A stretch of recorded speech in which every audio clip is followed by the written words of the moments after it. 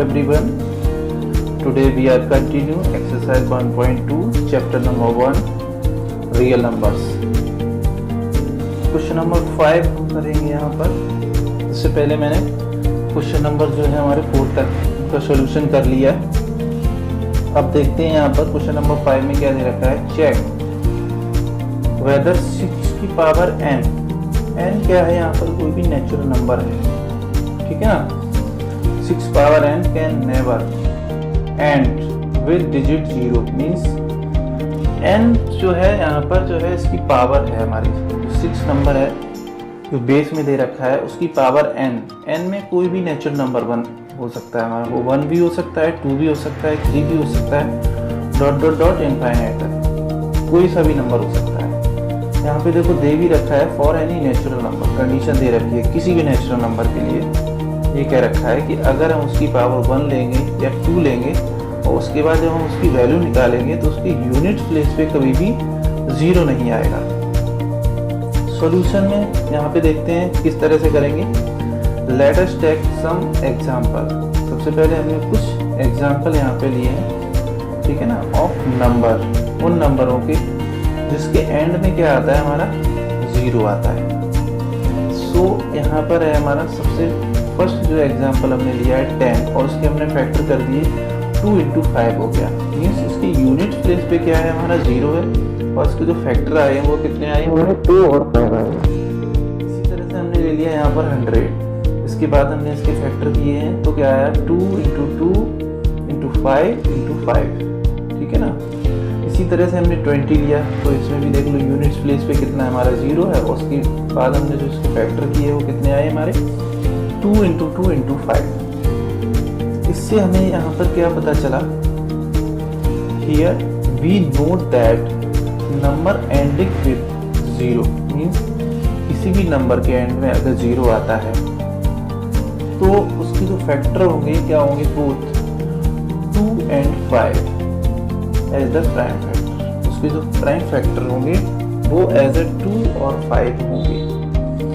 Where as prime factor और 6 power n, अब 6 की पावर n है, इसके हमने फैक्टर किए तो 6 को हम कैसे लिख सकते हैं 2 into 3 और उसकी होल पावर n हो जाएगा।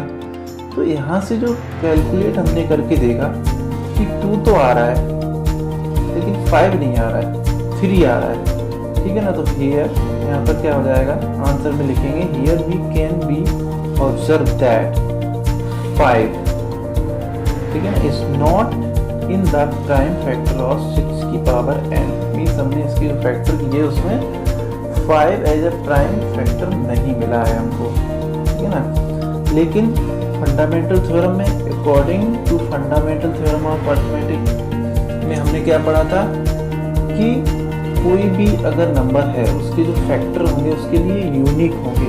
मीन्स 6 अगर है तो उसके जो फैक्टर हैं हमारे 2 और 3 है तो वो 2 और 3 6 के ही होंगे और किसी के नहीं हो सकते हैं। अगर आप चाहो कि 10 के हो जाए तो 10 के हमारे कितने हो जाएंगे, 2 होगा और 5 होगा, ठीक है ना।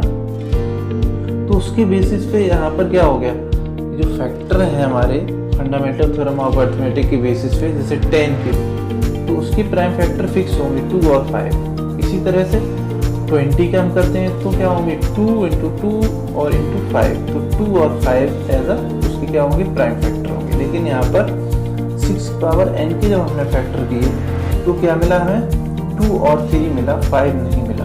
तो अकॉर्डिंग टू FTA से मतलब यहाँ पर है फंडामेंटल थ्योरम ऑफ अरिथमेटिक, ठीक है ना, there are no other prime in the factorization of n, या फिर फैक्टराइजेशन ऑफ 6 की पावर n। मीन्स कहने का मतलब ये हो गया कि फंडामेंटल थ्योरम जो है ऑफ अरिथमेटिक में हमने पढ़ा था कि किसी भी नंबर के लिए जो उसके प्राइम फैक्टर होते हैं वो यूनिक होते हैं। तो 6 पावर n के प्राइम फैक्टर 2 और 3 ही होंगे, 5 नहीं हो सकता है।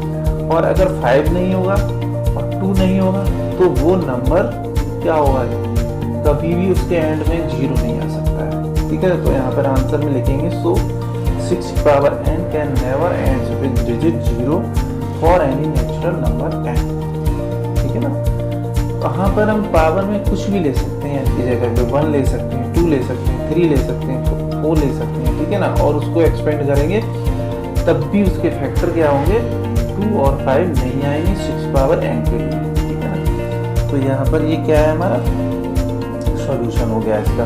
अब देखो ये जो हमने यहाँ पर एक क्वेश्चन दिया है आपको, ये बिल्कुल इसी टाइप का ही है। चेक वेदर 12 की power n can never and with digit 0, बिल्कुल इसी तरह से ही करना है आपको, और यही स्टेप आपको यूज करने हैं, क्योंकि ये क्वेश्चन 2 नंबर में भी आ सकता है और 3 नंबर में भी आ सकता है, इसलिए मुझे थोड़ा डिटेल में कराना पड़ा इसको, ठीक है। वैसे तो ये 2-3 लाइन में ही हो जाता है, कई बार मैंने देखा है 2 नंबर में भी आ जाता है, ठीक है। 2 नंबर में थोड़ा छोटा कर सकते हैं, लेकिन अगर 3 नंबर में आ गया तो फिर यही सारे स्टेप आपको करने पड़ेंगे, नहीं तो आपके नंबर पूरे नहीं दिए जाएंगे, कहीं ना कहीं वो नंबर काट लेंगे आपके। अब आपको जो है ना मैंने प्रैक्टिस के लिए दिया है क्वेश्चन। इसके बाद देखो क्वेश्चन नंबर 6। क्वेश्चन नंबर 6 में क्या रखा है, explain why 7 × 11 × 13 + 13 and 7 × 6 × 5 × 4 × 3 × 2 × 1 are composite number. तो फिर सबसे पहले हमने फर्स्ट नंबर पे यहाँ सॉल्यूशन किया, 7 × 11 × 13 + 13। तो ये 2 टर्म है हमारे यहाँ पर, एक ये रहा और एक हमारा ये रहा, इन दोनों में 13 कॉमन ले लिया, तो अंदर जो नंबर बचा है वो मैंने लिख दिया, ठीक है ना। जो बचा है 7 × 11 × 1 + 1। फिर इसके बाद 7 × 11 × 1 ये हमारा हो जाएगा 77 और +1 13 × 78, और 78 को अगर हम चाहें तो कैसे लिख सकते हैं, 39 × 2। तो हमारे पास नंबर कौन कौन से आ गए, 13 आ गया, 39 आ गया और 2 आ गया। अब यहाँ से क्या हमको आउटपुट मिल रहा है, ये एक ऐसा नंबर है जिसके जो फैक्टर हैं 2 से ज़्यादा हैं, इसका मीन्स क्या हो जाएगा, इट इज़ अ कंपोजिट। इसी तरह से हमने इसको भी किया है, यहाँ पर दे रखे हैं हमें यहाँ पर नंबर में 7 × 6 × 5 × 4 × 3 × 2 × 1 + 1 5। अब इन दोनों टर्म में 5 हमारा कॉमन हो गया। फिर इसके बाद अंदर जो नंबर बचे हुए हैं इनका हमने मल्टीप्लाई किया, 2 टर्म में 7 × 6 का किया और 4 × 3, 7 × 6 को किया तो हमने 42 आ गया, और यहाँ पे 3 × 2 और 4 को किया तो 24 आ गया हमारा, ठीक है ना। फिर इस तरह से 42 और इंटू 24 किया तो हमारा आ गया यहाँ पे 1008 और +1। फिर अब यहाँ पर हमारे पास किस तरह से आ गया, 1008 में 1 प्लस कर दिया तो कितना आ गया, 1009 आ गया, ठीक है ना। तो यहाँ से क्या है, it is also composite number, ये भी कंपोजिट नंबर होगा क्योंकि मोर देन 2 फैक्टर इसके आ गए हमारे पास, ठीक है ना। तो यहाँ पर ये हमें प्रूव करके दिखाना था। अब देखते हैं नेक्स्ट क्वेश्चन। ये जो है ना आपको खुद करना है, बिल्कुल इसी तरह से ही करना है जो अभी मैंने यहाँ पे आपको क्वेश्चन को समझाया है, ठीक है ना। एक क्वेश्चन मैंने किया है और उसी टाइप का एक क्वेश्चन मैंने आपको दिया है हर क्वेश्चन के बाद, ताकि आप भी प्रैक्टिस कर सकें, ठीक है। अब देखते हैं क्वेश्चन नंबर 7। दे रखा है there is a circular path. Circular path है हमारे पास, कोई ट्रैक है सर्कुलर टाइप में, और उसके चारों तरफ क्या है, एक हमारा फील्ड है, मीन्स फील्ड के चारों तरफ है ये हमारा सर्कुलर पाथ, ठीक है ना। अब इसमें कोई बच्चा है हमारा सोनिया, जिसका नाम है, टेक ए 48 मिनट, मीन्स पूरा कंप्लीट एक राउंड लगाने में कितना समय लगता है उसको, 48 मिनट लगता है, ठीक है ना। और फील्ड, उस पूरे फील्ड का। उसके बाद दे रखा है वाइल्ड राम, एक दूसरा कोई है हमारा बच्चा, ठीक है ना, इसका नाम है राम। वो क्या करता है, वो 12 मिनट में ही कंप्लीट कर लेता है। फॉर द सेम, मतलब उसी रूट को। सपोज यहाँ पे दे रखा है they both start at the same point, means एक ही पॉइंट से अगर वो स्टार्ट करते हैं और एक ही टाइम पर करते हैं तो कितने समय के बाद वो क्या होंगे, एक दूसरे को एक साथ एक पॉइंट पर मिलेंगे। ये इस क्वेश्चन में कहा गया है, स्टार्टिंग पॉइंट कह रखा है यहाँ पर, means after how many minutes will they meet again at the starting point. तो इस टाइप के अगर क्वेश्चन आते हैं तो हमेशा अगर इस तरह से कंडीशन दे रखी हो तो जो भी यहाँ पे हमें वैल्यू दे रखी है, 18 दे रखा है और 12 दे रखा है, तो इन क्वेश्चनों का हम क्या करेंगे, ये जो नंबर दे रखे होंगे इस टाइप के क्वेश्चनों में, तो उनका हम हमेशा एलसीएम निकालते हैं ऐसी कंडीशन में। तो यहाँ पर हमने 18 के 2 फैक्टर कर लिए, 2 × 3 × 3 आ गया, ठीक है ना। तो 2 × 3 की पावर 2 लिख सकते हैं इसे। ऐसे 12 का हमने फैक्टर किया तो 2 × 2 × 3, तो 2 × 2 को हम कैसे लिख सकते हैं, 2 की पावर 2 लिख सकते हैं और × 3 हो गया हमारा, अब देखो यहाँ पर एलसीएम इसका निकालेंगे, तो यहाँ पर हम देखेंगे फोर्थ दोनों लाइन में यहाँ पर 2 की पावर 2 जो है हमारे हाईएस्ट पावर है इसकी, ठीक है ना। प्राइम नंबर जो है यहाँ पर ऊपर वाली रो में भी 2 है और नीचे में भी है, लेकिन जो हाईएस्ट पावर है वो 2 की पावर 2 है, तो उसको हम क्या करते हैं, लिख लेते हैं उसको, ठीक है ना। तो वो हमने यहाँ पर लिख लिया। फिर ऐसे ही 3 में हम देखेंगे तो 3 में जो है वो हाईएस्ट पावर कितनी है, 3 की पावर 3 है, तो 2 इंटू मतलब 2 की पावर 2 है तो उसको लिख सकते हैं 2 इंटू 2, ऐसे 3 की पावर 2 है तो उसको लिख सकते हैं 3 इंटू 3। फिर इन सभी का हम मल्टीप्लाई कर देंगे यहाँ पर, ठीक है ना। तो कितना हो गया, 2 इंटू 2 किया तो 4 आया, और 3 इंटू 3 किया तो 9 आ गया, फिर 4 इंटू हमने 9 कर लिया तो 36 आ गया। मीन्स कहने का मतलब ये हो गया कि वो 36 मिनट के बाद एक पॉइंट पर मिलेंगे, ठीक है। फिर इसी तरह से देखो एक क्वेश्चन मैंने आपको यहाँ पर प्रैक्टिस के लिए दिया हुआ है, बिल्कुल ऐसे ही है, और उसका आंसर भी मैंने आपको यहाँ पे लिख दिया, ठीक है ना। तो इसका बिल्कुल इसी तरह से ही आपको सोल्यूशन करना है इसको। अब देखते हैं यहाँ पर next start, we will start new exercise 1.3। इसमें देखते हैं कुछ डिफरेंट टाइप के क्वेश्चन है। देखो क्या दे रखा है, सबसे पहले क्वेश्चन नंबर 1 में दे रखा है प्रूव दैट √5 इज इरेशनल। अभी तक तो आप क्या करते थे, पहचानते थे कि ये रेशनल है, इरेशनल है, और ये तो इरेशनल है, ये तो हमें डेफिनेट पता है, क्योंकि कोई भी नंबर अगर स्क्वायर रूट के अंदर है और वो परफेक्ट स्क्वायर नहीं है तो वो इरेशनल ही होगा, ठीक है ना। अभी तक तो हम इस तरह बेसिस पे हम उसको पहचान लेते थे, ठीक है, या फिर वो ना टर्मिनेट हो रहा हो ना रिपीट हो रहा हो, ठीक है ना, तो भी हमारा इरेशनल होता था। लेकिन इस बार क्या है कि क्वेश्चन में हमें प्रूफ करके दिखाना है, तो कुछ देर के लिए हम मान लेंगे कि इरेशनल नहीं है, रेशनल है। तो यहाँ पर ध्यान से देखना, क्योंकि इस टाइप के क्वेश्चन आ जाते हैं, और जब भी ये क्वेश्चन आएगा तो 3 नंबर में ही आएगा, ठीक है ना। कुछ स्टेप ऐसे हैं इनको आपको याद रखना पड़ेगा, याद करने पड़ेंगे, ठीक है ना। कुछ स्टेप अगर आपने याद कर लिए तो ये आपको बहुत आसान लगेगा। कैसे दे रखा है, √5 हमने यहाँ पर कर लिया, let us assume that √5 is a rational number, means rational number है। सो अगर ये रेशनल नंबर है तो so we can find integer a and b। तो हम जो है फाइंड आउट कर सकते हैं 2 इंटीजर नंबर a और b, ठीक है ना, सच दैट अब वो किस फॉर्म में होंगे हमारे यहाँ पर, जो रेशनल है तो वो क्या होगा, p/q के फॉर्म में होगा या फिर a/b के फॉर्म में होगा, ठीक है ना। तो √5 हमने यहाँ पे लिख दिया a/b के इक्वल, और ब्रैकेट में जो मैंने लिख दिया यहाँ पर क्या है, a और b क्या है, को प्राइम नंबर है। को प्राइम नंबर देखो यहाँ पर क्या है, एक से को प्राइम नंबर से मतलब ये होता है जैसे हमने एक 2 ले लिया, ये भी हमारा प्राइम नंबर है, और ये भी 3 जो हमने एक नंबर ले लिया, ये भी हमारा प्राइम है।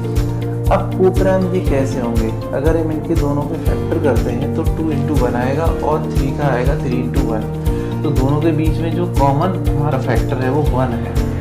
मीन्स कहने का मतलब ये हो गया कि 2 नंबर जो है को प्राइम कब कहलाएंगे, तो यहाँ पर a और b को हमने कहा है को प्राइम है। इस केस में कहलाएंगे कि उनके बीच में कोई भी कॉमन नंबर नहीं होना चाहिए, मीन्स उनका कोई भी कॉमन फैक्टर नहीं होना चाहिए 1 के अलावा, ठीक है।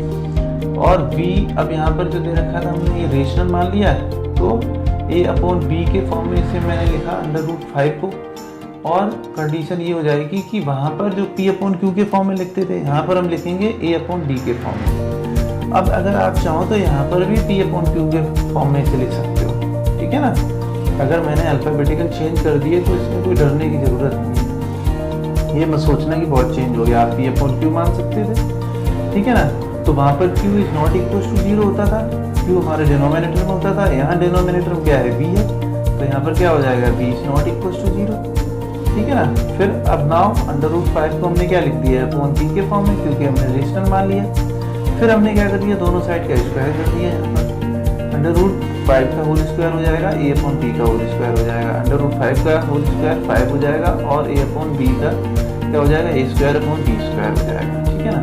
अब यहाँ पर आगे हमने क्या कर दिया, क्रॉस मल्टीप्लिकेशन कर दिया, तो 5b² = a² हो गया।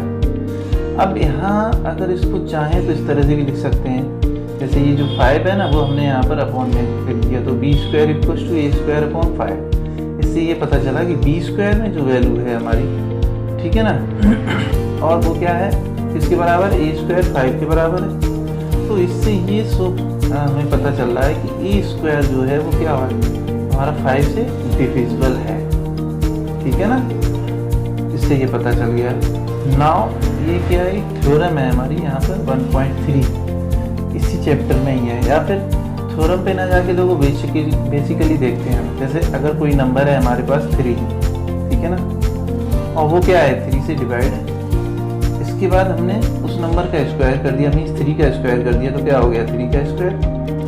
अब उसको भी अगर हम 3 से डिवाइड करें तो क्या हो जाएगा, वो डिवाइड हो जाएगा, ठीक है ना। इसी तरह से कोई नंबर ऐसे हमने 2 ले लिया, अब वो क्या है 2 से डिवाइड है, तो अब हमने उस नंबर 2 का स्क्वायर कर दिया तो कितना हो जाएगा 4, तब भी तो वो 2 से डिवाइड होगा। तो वही कंडीशन यहाँ अप्लाई हो रही है हमारी, क्या कि जैसे यहाँ पर जो था हमारा क्वेश्चन में ए स्क्वायर जो है वो डिविजिबल है 5 से, ठीक है ना।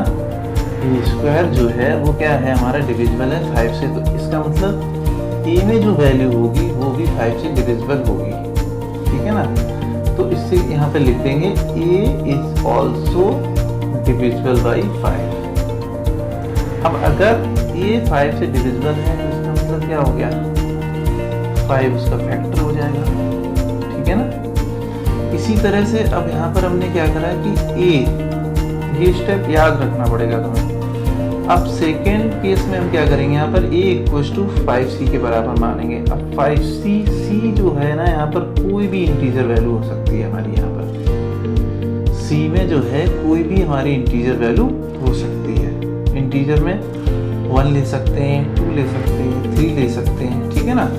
तो c जो है वो ये कांस्टेंट वैल्यू को यहाँ पे क्या कर रहा है, शो कर रहा है, और वो कांस्टेंट वैल्यू है क्या हमारी इंटीजर, कोई भी इंटीजर वैल्यू है हमारी, ठीक है। अब a इक्वल टू हमने ले लिया यहाँ पर 5c। अब ये इक्वेशन हमारी बन गई सेकेंड। अब यहाँ पर भी हमने स्क्वायर कर दिया दोनों साइड का, ठीक है ना। उसमें इक्वेशन सेकेंड मतलब जो है ना, उसमें हमने वैल्यू पुट करी, ये जो सेकेंड थी ना यहाँ इक्वेशन, इसमें हमने वैल्यू पुट करी, उसके बाद हम स्क्वायर करेंगे। तो इक्वेशन सेकेंड में 5b स्क्वायर तो था ही, a की जगह हमने 5c लिखा, और यहाँ पर a का स्क्वायर है तो यहाँ पर 5c का भी स्क्वायर हो जाएगा। फिर हमने क्या करा, 5b स्क्वायर ऐसे ही लिख दिया, ठीक है ना। 5c का स्क्वायर करेंगे तो 25c स्क्वायर हो जाएगा। 5 से 25 कैंसिल किया तो आया हमारा 5, ठीक है ना। तो b स्क्वायर इक्वल टू क्या हो गया 5c स्क्वायर के बराबर हो गया। अब इसी तरह से हम क्या करें, यहाँ पर जो 5 यहाँ c स्क्वायर के साथ मल्टीपल में था वो यहाँ डिवाइड में ले लेंगे। तो इससे क्या पता चला, जो b स्क्वायर है वो डिविजिबल है किससे, 5 से। अब b स्क्वायर अगर डिविजिबल है तो वही थ्योरम 1.3 या बेसिकली भी मैंने जब ऊपर समझा दिया था आपको, नोट में दे दिया यहाँ पर। बेसिकली भी अगर देखा जाए तो क्या हो जाएगा, जब किसी नंबर का स्क्वायर अगर किसी नंबर से क्या है डिविजिबल है, ठीक है ना, तो स्क्वायर रूट निकालने के बाद अगर उसकी वैल्यू निकालेंगे तो वो भी डिविजिबल होगा उससे, ठीक है। तो इसका मीन्स जब b स्क्वायर क्या है डिविजिबल है 5 से, तो इसका मीन्स b भी डिविजिबल होगा 5 से। तो इसका मतलब अब यहाँ पर क्या है, इससे हमें ये पता चल रहा है कि a स्क्वायर का फैक्टर है हमारा क्या 5, और a का भी फैक्टर 5 होगा, ठीक है ना। और यहाँ पर जो सेकेंड केस में हमने निकाला वो क्या निकल के आया यहाँ पर, b भी डिविजिबल है 5 से, तो इसका मतलब 5 उसका फैक्टर होगा। लेकिन from equation first and second से जो है हमारा सॉल्यूशन निकल के आया है यहाँ पर, from equation second and third we conclude that 5 is a common factor both a and b, means a और b जो नंबर हमने लिए थे यहाँ पर इंटीजर नंबर, उनमें क्या हो गया 5 जो है एक कॉमन फैक्टर है। जबकि स्टार्टिंग में हमने मान रखा था कि a और b को प्राइम नंबर है, को प्राइम नंबर 1 के अलावा कोई फैक्टर नहीं होना चाहिए। लेकिन यहाँ पे क्या निकल के आ गया कि 5 क्या है, दोनों में कॉमन फैक्टर है। तो इससे क्या कंक्लूजन निकला, बट यहाँ पर क्या है, but this contradicts our assumption. Contradicts मतलब यह है कि वो हमारे जो हमने एज्यूम कर रखा है, एजम्पशन मतलब हमने एज्यूम कर रखा है क्या a और b क्या है वो प्राइम नंबर है, उसको वो क्या कर रहा है, रिजेक्ट कर रहा है। कॉन्ट्रडिक्ट्स मतलब रिजेक्ट कर रहा है वो, ठीक है ना। दिस कॉन्ट्रडिक्शन हैज अराइजेस, ये जो स्थिति हमारे सामने निकल के आई है, जो कंडीशन हमारे सामने उभर के जो आई है, due to our wrong assumption, means हमने जो गलत एज्यूम कर रखा है, क्या एज्यूम गलत कर रखा है कि √5 एक रेशनल नंबर है, ठीक है ना। फिर लास्ट में हम यहाँ पे लिख देंगे hence √5 is a rational number, ठीक है। इस तरह से आपको करना है हमारा क्वेश्चन। अब ऐसे ही एक देखो यहाँ पे मैंने दे दिया आपको और क्वेश्चन करने के लिए √2 दे दिया, √5 था, ये √2 है। इसी तरह से आपको करना है ये क्वेश्चन। आप देखते हैं क्वेश्चन नेक्स्ट यहाँ पर, prove that 3 + 2 √5 is irrational. Late us assume that 3 + 2 √5 is a rational number. फिर उसी तरह से हम मान लेंगे कुछ देर के लिए उसको रेशनल मान लेंगे, तो इसका मीन्स हम इसको क्या लिख सकते हैं, P/Q के फॉर्म में लिख सकते हैं या A/B के फॉर्म में लिख सकते हैं, ठीक है ना। P और Q क्या है, कोई भी कोप्राइम पॉजिटिव इंटीजर है हमारे यहाँ पर, ठीक है। तो वही हमने यहाँ पे लिख दिया 3 + 2 √5 को P/Q के फॉर्म में, ठीक है। और यहाँ पर कंडीशन क्या है हमारी 2 √5, यहाँ पर जो है ये Q है हमारा, यहाँ पर Q is not equal to 0, ठीक है ना। Q is not equal to 0, क्योंकि अगर A/B हमने मान रखा होता तो B is not equal to 0 लिखते, यहाँ पर हम लिखेंगे Q is not equal to 0, ठीक है ना। तो यहाँ पर जो है हमारा 3 जो था वो हम राइट हैंड साइड में ले गए तो हमारा माइनस का हो गया। फिर हम LCM लेके हमने सॉल्व किया तो यहाँ पर कितना आ गया 2 √5 = 5 - 3Q अपॉन पूरे का अपॉन में Q आ गया, ठीक है ना। अब √5 = क्या हो जाएगा P - 3Q अपॉन 5Q हो जाएगा, ठीक है। अब इसके बाद P और Q के किसी हमने कह रखा था यहाँ पे कोई भी पॉजिटिव इंटीजर होगा या फिर कोई भी इंटीजर हम ले सकते हैं, यहाँ पर इंटीजर वैल्यू ले सकते हैं, ठीक है ना। P और Q में यहाँ पर हमारा ये P है यहाँ पर, ठीक है ना, ये हमारे यहाँ पर P है और ये जो है यहाँ पर हमारा Q है, ठीक है ना।